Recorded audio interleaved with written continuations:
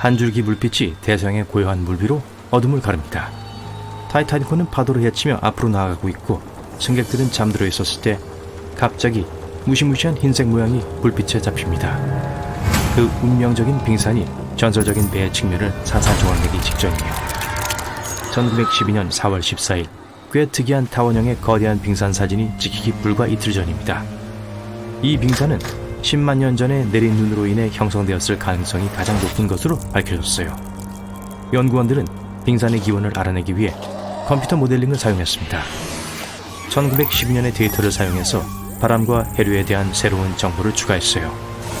그 빙산이 아마도 남서 그린란드에 있는 작은 빙하 무리의 일부일 것이라고 결론지었습니다. 오늘날에는 과거 어느 해에 그러한 빙산의 경로를 계산하는 것이 가능합니다. 이 악명 높은 얼음 덩어리는 그린란드에서 콘월에서 더 남쪽으로 가고 있었어요. 배가 이틀 후에 그 지역을 통과했더라면 빙산은 충돌 지점에서 멀리 이동했었을 거예요. 처음에 세계에서 가장 잘 알려진 빙산의 무게는 7,500만 톤이었습니다. 시간이 지나면서 서서히 녹기 시작했어요. 그리고 타이타닉호가 침몰했을 때 빙산의 무게는 150만 톤에 불과했습니다. 충돌 당시엔 아마 이미 몇 달 동안 녹고 있었을 거예요. 하지만 여전히 무시무시한 괴물이었죠. 타이타닉이 침몰했을 때 빙산의 길이는 120m였습니다. 표면의 30m 이상이 물 위에 있었어요. 어떤 사람들은 타이타닉호를 침몰시킨 것이 슈퍼문이었다고 믿고 있습니다. 그날 밤 1400년 만에 희귀한 달 현상이 있었어요. 정상적인 조건에서 빙산은 녹거나 질량의 대부분을 잃지 않은 채 그렇게 남쪽으로 멀리 이동하지 않았을 거예요. 하지만 슈퍼문은 빙하를 평소보다 훨씬 더 빨리 끌어낸 비정상적인 만조의 원인이 되었을 수도 있습니다. 타이타닉호의 잔해를 천천히 먹어치우는 특정한 종류의 박테리아가 있어요. 소금 부식, 해류, 낮은 온도, 그리고 이 녹을 먹는 미생물이 잔해 전체를 먹어치울지도 몰라요. 미국 여배우 도로시 깁스는 타이타닉호에 타고 있었어요. 그녀는 살아남았고 뉴욕에 도착했을 때 거의 즉시 Saved from the Titanic 이라는 영화를 찍기 시작했습니다. 이 영화는 타이타닉호가 침몰한 지 한 달 만에 개봉했어요. 그리고 영화에서 그녀는 심지어 실제 사고가 발생했을 때 신고 있었던 같은 신발과 옷을 입었습니다. 그 영화는 당시 큰 성공을 거두었지만 유일하게 알려진 영화본이 화재로 파괴되었어요. 타이타닉호가 침몰하기 14년 전에 퓨틸리티라고 불리는 소설이 출판되었습니다. 그 소설은 마치 모든 사건을 예측한 것처럼 보였어요. 줄거리는 항해 중 침몰한 타이탄이라고 불리는 가상의 배를 중심으로 전개되었습니다. 타이탄은 타이타닉과 거의 같은 크기였고 둘 다 4월에 침몰했어요. 그리고 침몰의 이유도 빙산과의 충돌이었어요. 실제 배와 가상의 배 모두 침몰하지 않는 배라고 묘사됐습니다. 그리고 둘 다 법적으로 요구되는 구명보트의 수를 가지고 있었지만 나중에 밝혀진 바에 따르면 충분하지 않았어요. 영화에서처럼 타이타닉에서도 실제 사랑 이야기가 있었습니다. 13쌍의 부부가 신혼여행으로 타이타닉을 타고 여행하고 있었어요. 그중 한 커플은 뉴욕 메이시스 백화점을 소유하고 있었습니다. 일단 타이타닉호가 빠르게 가라앉고 있다는 것이 확실해지자 아내는 남편 없이 구명보트에 타는 것을 거부했습니다. 하지만 남편은 아직도 여자들과 아이들이 배에 남아있었기 때문에 아내와 함께 가려고 하지 않았어요. 아내는 자신의 코트를 하녀에게 줬어요. 하녀를 구명정에 타도록 했고 따뜻하기를 원했어요. 아내는 끝까지 남편과 함께하기로 했습니다. 어떤 사람들은 타이타닉호가 빙산이 아니라 미라 때문에 침몰했다고 믿습니다. 이 모든 것은 기원전 1000년경 이집트의 도둑들의 도시에 살던 한 신비한 여성으로부터 시작됐어요. 여자에 대해서는 거의 알려진 바가 없지만 여사제로 알려져 있어요. 그녀의 미라는 나무로 만든 관에 넣어졌고 그녀의 얼굴 이미지와 신비한 비문이 있는 큰 뚜껑으로 덮였습니다. 이 장소는 19세기 전반까지 숨겨져 있다가 우연히 한 무리의 현지인들에 의해 발견됐습니다. 그들은 그녀의 평화를 방해했어요. 아무도 영문을 모르지만 그 미라는 그날 흔적도 없이 사라졌습니다. 몇십 년 후 영국에서 온 부유한 친구들의 무리가 이집트로 여행을 갔고 검은 눈이 공허를 들여보는 듯한 여사제의 모습이 담긴 빈 미라관을 발견했어요. 그들은 그걸 사기로 했어요. 하지만 구매자는 관을 받기도 전에 같은 날 밤에 사라졌습니다. 그 그룹의 모든 구성원들은 사고로 당했어요. 그 관은 여러 곳으로 옮겨졌지만 몇몇 사람들에 의하면 타이타닉호에 타고 있었다고 합니다. 로봇 잠수함이 이 전설적인 배의 잔해를 찾는데 70년 이상이 걸렸습니다. 배의 잔해는 대서양 아래 거의 4,000m 아래에 놓여 있고 두둥강이 나 있어요. 왜 배가 부서졌을까요? 아무도 정확히 몰라요. 어떤 사람들은 배가 빙산과 충돌했을 때 안으로 들어간 물 때문이라고 생각합니다. 압력이 너무 강해서 배의 바닥 구조물에서 시작하여 배가 두 부분으로 분리됐어요. 다른 사람들은 선체 리벳 때문이라고 말합니다. 광석 재련의 잔여물인 슬래그가 많이 남아 있었어요. 그것은 금속이 분열되는 원인이 될 수 있습니다. 타이타닉은 디자인부터 시작해서 일반적으로 많은 결점이 있었어요. 물이 새지 않아야 하는 격벽은 완전히 밀봉되지 않았습니다. 그래서 물이 칸 사이를 흐르고 결국 배를 가라앉게 했어요. 배의 리벳의 철과 선체의 강철은 높은 유황 함량, 차가운 온도, 그리고 빠른 속도 때문에 결국 망가졌습니다. 강철은 산산조각이 났고 리벳은 쉽게 튀어나왔어요. 이것 때문에 타이타닉호는 그렇지 않았을 때보다 24배 더 빨리 가라앉았습니다. 만약 타이타닉이 옆면으로 빙산에 부딪히지 않고 정면으로 오후 11시 40분 타이타닉호는 북대서양에서 빙산과 부딪혔습니다. 많은 유물들이 발견되고 복원되었어요. 예를 들자면 배의 일부, 보석, 식사 접시 등이 있죠. 배가 먼 얼음물에 완전히 잠기는데 약 3시간이 걸렸습니다. 그날 밤은 추웠고 매우 활기찼어요. 오케스트라는 음악을 연주하며 탑승한 손님들을 매혹시키고 있었어요. 모두 미국에 도착하게 된다는 것에 신이 났죠. 1912년에 대서양을 횡단한다는 건 여전히 놀라운 일이었습니다. 하지만 날이 갈수록 선장과 선원들에게는 곧 닥칠 파멸의 분위기가 감돌았습니다. 아무도 그걸 못 느꼈지만요. 그들에겐 아무것도 잘못될 수 없는 걸로 보였고 그날도 또 다른 평범한 밤이 될 거라고 생각했습니다. 그들에겐 타이타닉호는 가라앉을 수 없는 배였어요. 타이타닉호에 대해 생각하면 가장 마지막에 떠오르는 게 우편 배달원이에요. 네, 미국으로 우편물을 배달하는 우편 배달원이 타고 있었어요. 꽤 평범한 직업처럼 보일지 모르지만 승선 자격을 얻기 위해선 아주 힘든 시험을 통과해야 했습니다. 그리고 오직 몇 명의 상위 후보자들만이 자격을 얻게 되고 그 소수 중에서도 최종 후보 명단에 오른 사람 중에서 합격자가 나오는 거였죠.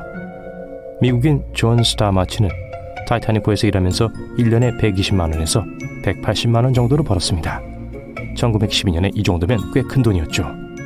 우편물 승무원들은 3등석 근처에 배치되었기 때문에 공식적인 배의 승무원은 아니었습니다. 하지만 결국은 그들의 영향력과 반발을 고려해 옮겨졌고 개인적인 식사 공간이 주어졌어요. 마치는 가족을 부양할 돈이 필요했기 때문에 이 직업을 얻었습니다. 대양을 횡단하는 큰 배에서 일하면서 큰 돈을 벌 수 있는 완벽한 방법을 찾았던 거죠. 그는 당시 51세였고 뉴저지에서 왔어요. 안타깝게도 배가 침몰할 때 탑승했었고 살아남지 못했습니다. 하지만 그들은 그 운명의 밤에 무슨 일이 있었는지 알려줄 수 있는 회중 시계를 발견했어요. 금줄 세공이 새겨진 금박에 엘진 국립시계 회사에서 만들었다는 글귀가 붙어 있었죠. 겉보기엔 벽난로 위에 놓으면 꽤 멋진 골동품이 될 수 있겠다는 생각이 들지만 특이한 내용이 몇 가지 있습니다. 유리 밑에 물이 스며든 흔적이 있고 시계의 검은 팔이 정확히 1시 27분을 가리키고 있어요. 시계가 왜 하필 이 시간에 멈췄는지 궁금해지네요. 주인은 뭐라고 있었을까요? 우편 배달원들은 타이타닉호에서 완전한 기능을 갖춘 효율적인 우편 분류 시설을 운영하고 있었어요. 유람선에서 자주 볼 수 있는 광경은 아닙니다. 일반적인 해양 여객선들은 한 항구에서 다른 항구로 우편물을 운송하기 위해서 밀폐된 우편 가방을 사용하기 때문이죠. 하지만 타이타닉호의 우편물 분류 시설 덕분에 승객들은 배가 아일랜드와 프랑스의 환승 구역에 정박할 때마다 엽서를 보낼 수 있게 되었습니다. 보도에 따르면 사람들은 오후 11시경 방으로 돌아가기 시작했지만 그중 일부는 여전히 돌아다니면서 밤을 즐기고 있었다고 합니다. 집배원 5명은 자신들의 식당에서 동료의 생일을 축하하고 있었어요. 충돌 5분 전 선원들은 빙산을 발견하고 배 앞에 뭔가가 있다는 경고의 의미로 배를 3번 올렸습니다. 그들은 타이타닉호를 왼쪽으로 움직이도록 지시했는데 그쪽 표현으로는 엔진을 후진시키기 위해서 전타 우회전 명령을 내린 거예요. 하지만 큰 충격을 피하기엔 충분하지 않았습니다. 오후 11시 40분 타이타닉호는 빙산에 충돌했고 안에서 재앙이 일어났어요. 물이 스며들어 결국 배가 침몰했을 뿐만 아니라 승객과 승무원들 사이에서는 공황과 혼란이 일어났습니다. 스미스 선장은 가판에 도착했고 타이타닉호가 빙산에 부딪혔다는 소식을 듣죠. 그리고 동시에 우편물실에 물이 가득 차기 시작했습니다. 우리가 아는 건 오전 2시 20분쯤 268m 높이의 배가 완전히 물에 잠겼고 생존자는 706명이었다는 겁니다. 충돌과 침몰 사이 시간은 정말 파란만장했어요. 자정에 승객들이 대피할 수 있도록 구명 보트를 준비하기 시작했습니다. 여성과 어린이들은 승무원들이 탑승해서 안내하며 운행하는 안전보트에 탑승하라는 지시를 받았어요. 문제는 이용할 수 있는 20대의 안전보트는 2200여 명이 넘는 전체 승객 중 1178명만 태울 수 있었다는 거죠. 마치와 그들의 동료들은 우편물을 분류하기 시작했습니다. 지시와 명령에 혼선이 있었어요. 매 초가 지날 때마다 차가운 얼음물이 배를 채우고 있었습니다. 자정 15분 후 스미스 선장은 선원들에게 조난 신호를 보내라고 명령했습니다. 비록 SOS 체제가 수립된 건 타이타닉호가 있기 전부터였지만 아직 많은 사람들은 CQD를 사용했어요. CQ는 일반 통화를 의미하고 D는 조난을 의미하죠. 프랑크푸르트호는 가장 먼저 대답한 곳 중 하나임에도 불구하고 너무 멀어서 도움을 줄 수 없었습니다. 타이타닉호의 자매선인 올림픽호도 응답했지만 너무 멀리 있었어요. 오전 12시 20분, 비록 107km 떨어져 있었지만 카르파티아호는 긴급한 메시지를 받고 그들을 돕기 위해 원래의 경로에서 방향을 전환했습니다. 안도감을 주는 소식이긴 하지만 물은 놀라운 속도로 계속 스며들고 있었습니다. 배가 몇 시간 안에 물속에 잠길 수 있다는 걸 알고 있어서 모두를 진정시키기가 쉽지 않았어요. 이때 이미 많은 승객들이 안전보트에 탑승해 물속으로 내려가기 위해 기다리고 있었습니다. 배에 탑승한 음악가들은 여전히 기다리는 사람들을 위해 음악을 연주하기 시작했어요. 처음엔 1등석 라운지에서 연주하다가 가판으로 자리를 옮겼습니다. 그들이 얼마나 오랫동안 연주했는지 어떤 노래였는지에 대한 논쟁은 있죠. 음악가들 중 아무도 살아남지 못했습니다. 배가 침몰하는 동안 배에 타고 있던 집배원 5명도 임무를 수행하고 있었어요. 한 선박 관계자에 따르면 우편물실은 이미 발목 위까지 SOS 아시죠? 점 3개, 줄 3개, 점 3개요. 모스 신호로 보낼 수 있는 쉬운 신호예요. SOS는 Save Our Souls 또는 Save Out Ship을 의미합니다. 전설적인 타이타닉호의 승무원들은 1912년 4월 14일 밤 2시간 동안 필사적으로 이 신호를 보내려고 노력했습니다. 빙산이 거대한 선박을 침몰시킨 그 지점에서 그리 멀지 않은 곳에 다른 선박들이 있었습니다. 하지만 도움을 청하는 신호는 그들에게 닿기도 전에 사라진 것처럼 보입니다. 여객선 SS 마운트 템플은 신호를 포착하고 답변을 보내려고 했지만 타이타닉호는 답을 듣지 못했습니다. 그렇다면 배의 구조 요청을 잠재운 것은 무엇이었을까요? 북대서양에서 알려지지 않은 버뮤다 삼각지대라도 있는 걸까요? 한번 생각해보세요. 목격자들에 의하면 그 운명적인 날 차가운 밤하늘에는 찬란한 오로라 보렐리스가 빛나고 있었다고 합니다. 아름다운 광경이었겠지만 그날의 북극광은 타이타닉의 운명을 결정지었는지도 모릅니다. 아시다시피 오로라는 지구자기 폭풍 덕분에 형성됩니다. 복잡하게 들리지만 기본적으로 지구자기권의 변동입니다. 그리고 이러한 현상을 일으키는 것은 바로 태양입니다. 자기권은 지구를 감싸고 있는 보호용 비눗방울과 같습니다. 해로운 태양광선, 태양풍, 그리고 다른 우주의 위험들이 우리에게 도달하는 것을 막습니다. 자기권이 없었다면 지구에는 생명이 살 수 없었을 거예요. 지구는 화성과 더 비슷한 모습이었겠죠. 또한 그 때문에 나침반이 북쪽을 가리키는 거예요. 전문가들은 지구의 자기권이 항법 장비에 영향을 미치고 방해한다는 것을 알고 있습니다. 그 사실이 타이타닉과 연관이 있을 수도 있어요.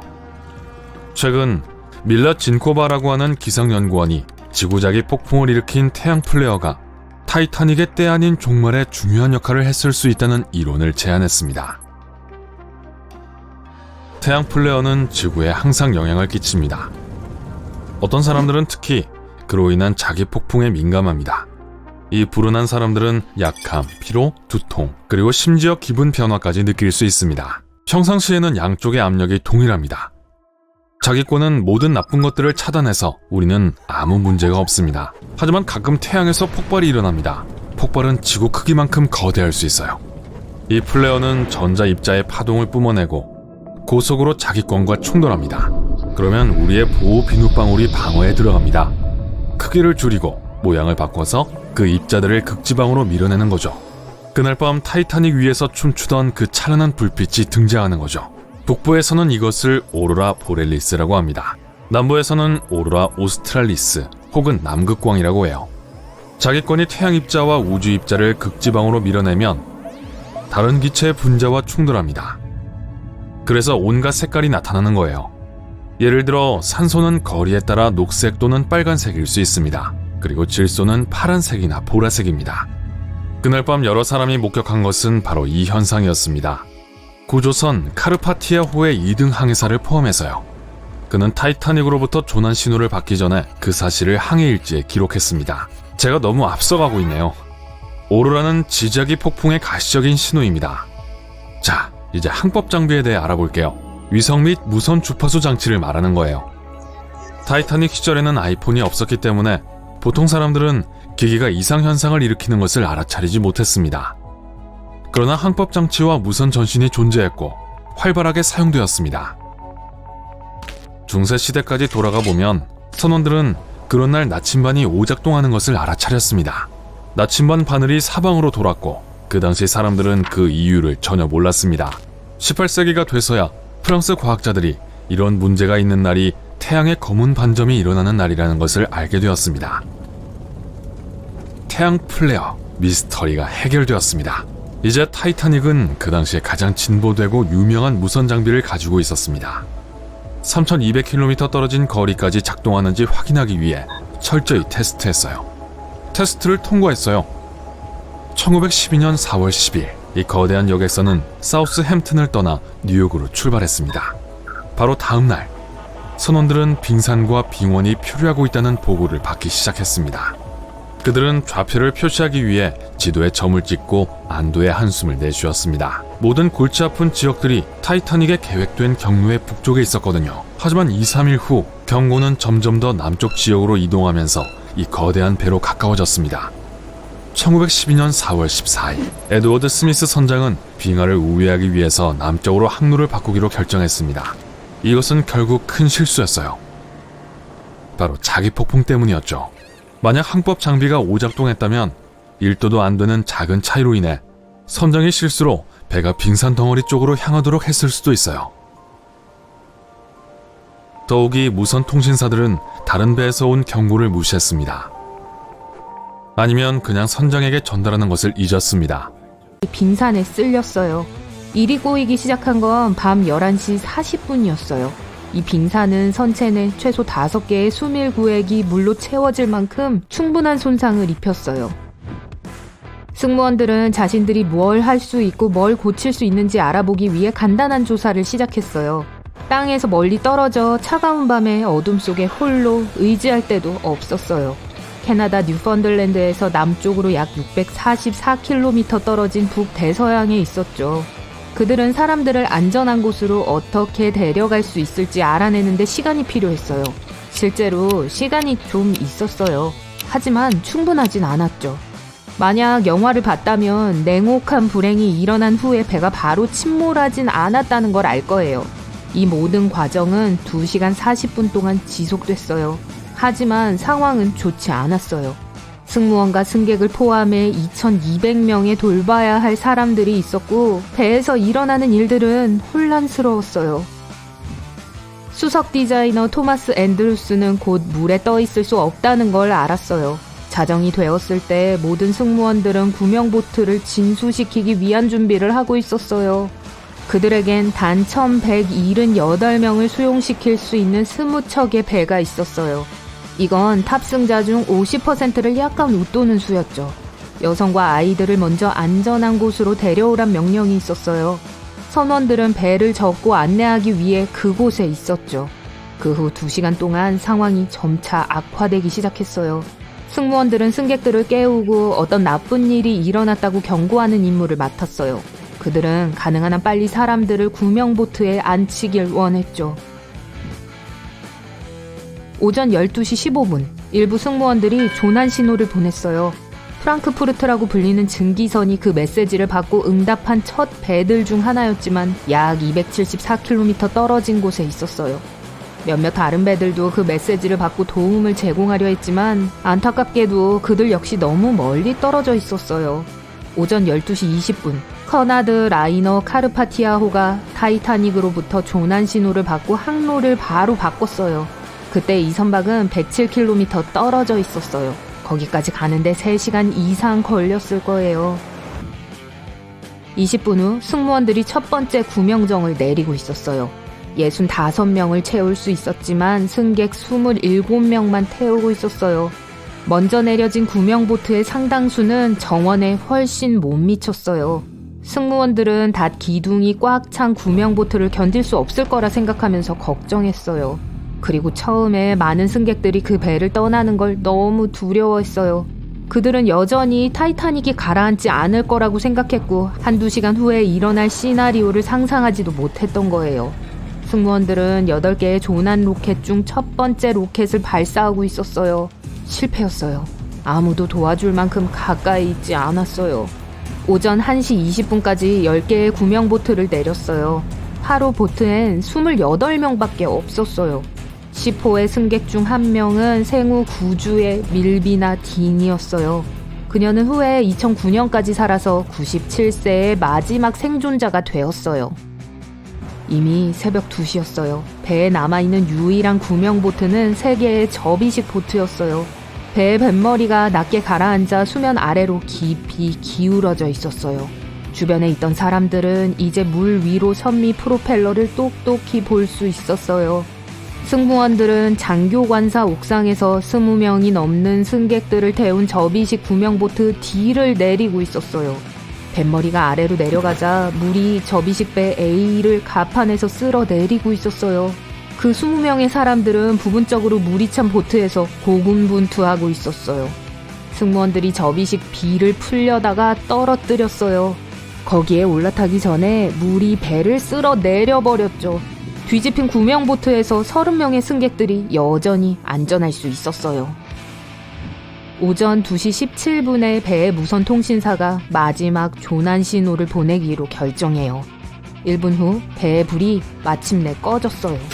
타이타닉과 배에 남은 모든 사람들은 어둠 속으로 빠져들었어요.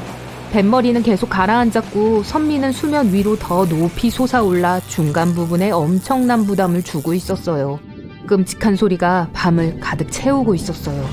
많은 사람들이 희망을 걸고 흥분해했던 이 거대한 전설적인 배인 타이타닉은 3번째와 4번째 굴뚝 사이에서 2개로 쪼개졌어요. 조서에 따르면 뱃머리 부분이 해저에 도달하는데 약 6분이 걸렸다고 추측하고 있어요. 선미는 다시 수직 위치로 떠올랐다가 다시 물속에 가라앉았어요. 결국 바닷속으로 사라질 때까지 이 상황은 계속되었죠. 오전 2시 20분, 선미 내부에는 공기가 남아있었고 수압이 아래로 내려가면서 찌그러뜨렸어요. 선미는 뱃머리에서 약 610m 떨어진 곳에 가라앉았어요. 사람들은 타이타닉을 세계에서 가장 빠른 배라고 생각했어요. 그들은 그게 가라앉을 수 없다고 생각했어요. 왜냐하면 객실 4개가 물에 잠겨도 그게 부력에 치명적인 손실을 일으키지 않을 것이기 때문이었죠. 타이타닉은 시작부터 문제가 있었어요. 배가 항구를 떠나는 동안 증기선 뉴욕으로부터 몇 미터 이내에서 움직였어요. 가까스로 안전하게 지나갈 수 있었고 배의 갑판에 몰려있던 모든 걱정스런 승객